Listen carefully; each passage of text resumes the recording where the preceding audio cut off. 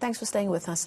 Informal settlement residents in Ruimsig, west of Johannesburg, are expected to move to new accommodation this week. They have been living in makeshift tents for the past 4 years. This after they were evicted from a private plot. Now, residents there have been calling for proper housing, but say government has ignored their pleas. For more, I'm joined live now from that area by reporter Manqoba Mchunu. Manqoba, thank you so much for joining us. It's been a long 4 years for these residents in this area. Tell us about the state of their living arrangements right now and how that might change.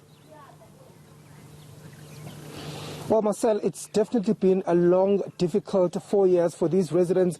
They've been fighting, trying to get a decent accommodation from government. Of course, they've been here for 4 years. They were evicted from a nearby plot in 2016. And I think, you know, if you look at the state of these tents that they live in, you can certainly tell that the living conditions are deplorable. Let me just ask my colleague to show you these tents that they live in, Marcel, so that you have a picture of what it is. 4 years of living in these makeshift tents.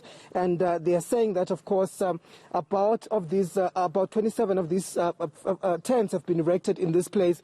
So you can imagine when it rains here, some community members are saying that when it rains, the rain does come into their houses. Also, they've been braving and battling the elements, winter as well. It's cold in these tents.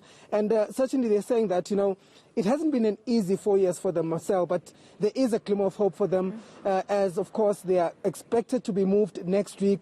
But to get a sense from one of the community leaders here in the area on the state of conditions that they've had to live under, let me speak now to Sekokotla, who is a community leader and one of the people who was involved in bringing this matter to the public protector. Sekokotla, thank you for your time. First of all, you live here, so you can better explain the living conditions that people have been living under.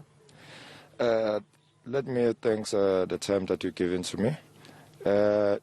The conditions that we're living under it here, it's a bad conditions. We don't feel like we are the human being. Since from 2006, we have been dumped here, and then our government doesn't care about us. But at least after the change of the politically on a city of Johannesburg, the mayor, Jeff Makubo, just come up to us and visit us, and then we tell him about the story of here, and then after 2 days he just bring up the services like the tents, not the tents, the tank of the water. We have 2 tanks. He bring up 4 to have 6. He bring up 10 toilets. In order we can have 14 because of we have 2 for ladies, 2 for the guys. And then now as we speak, we'll have the changes of those tents. We're supposed to have the project start yesterday, but fortunately because of our DA councillor, Leah did not just stop that project. It's because of we don't know what was a main reason that to stop that project. That's why you saw up even yesterday the community was so angry and then fighting because of that stopping of that project. Okay, so you're saying to me that the plans to move you next week, those have been shelved for now? Yes, they don't move us eventually. It's a matter of changing the tents from here to the near place on the same place, and then to put the new temporary shelters. Okay. So this shelter that you're moving to now, these houses that you're moving to now, these are temporary structures. But you do understand there will be 2-bedroom with a kitchen and also toilet facilities, which is, I think, much better than where you are now. So according to your understanding, are you saying that you're no longer going to be moving there? No, we're still going to move there. But the objection of the community, it was one. Leah did not was one to take those tents from here to the laser park, which is about 3 to 4 kilometers from here, to next to Eagle Canyon estate. And then because of that, they will need more things. It's a place that they have to be prepared.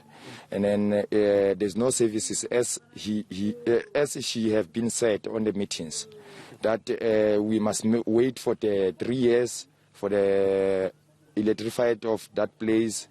And then here it's in a simple, because of they just clean up and then erected those shelters. Okay. Yes. Let me ask you this. I mean, we are in difficult times of the coronavirus, and I think looking at the conditions here, you find people staying in in groups of 10 in a tent. How has it been for you as a community to try and social distance and to try and deal with not spreading coronavirus? Accordingly now, what we have been discussed as a leadership, we have been received the donations from different sectors. We have been received the sanitizers to sanitize our hands time to time, the soaps. And then as a leadership, we didn't receive anything from health department in order we can have the status of us here. Are people, though, keeping a distance from each other, social distancing? Yes, it's what we're doing. Even now, before we start here, it's what we have been discussed with you, that we must have a social distance. Even now, you can check those people, how they stayed. They stayed like 1 meter away. Okay, let's hold it there. Sikokotla, who's a community leader. There's one more thing we want to say. Yes, I want to say there's a rumor that spreading now on some newspapers about this place. They said the public protector was put in the division from the community. Not true, you say? That one is not true. Let them not. Let's hold it there because of time, Sikokotla. Right, I think your point has come through across there. Of course, one of the community leaders here is saying that they have the plans to move them have hit a snag a bit, but they are expecting to be moved sometime next week when those temporary shelters are erected. They're much better than the conditions that they're currently living under. And they're saying that in the midst of coronavirus, they're trying their best to keep the social distance. Marcel, it is difficult, but the community is saying that there have been sanitizers as well and some donations to try and help them to keep safe. Thank you so much for that update. Our reporter, Manqoba Mchunu, coming to us live there from Ruimsig, just west of Johannesburg.